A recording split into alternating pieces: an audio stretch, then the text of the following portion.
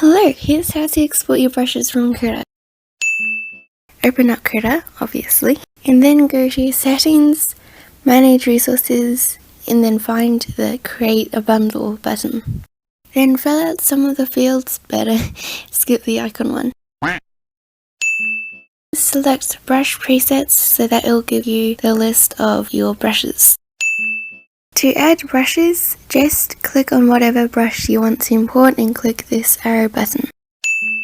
The file should appear in the document section, but obviously it will be different if you change the location.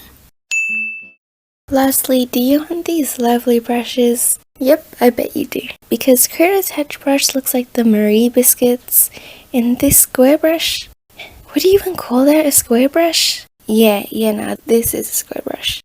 So if you want all the brushes I used to make these drawings, link is in the description and pinned comment.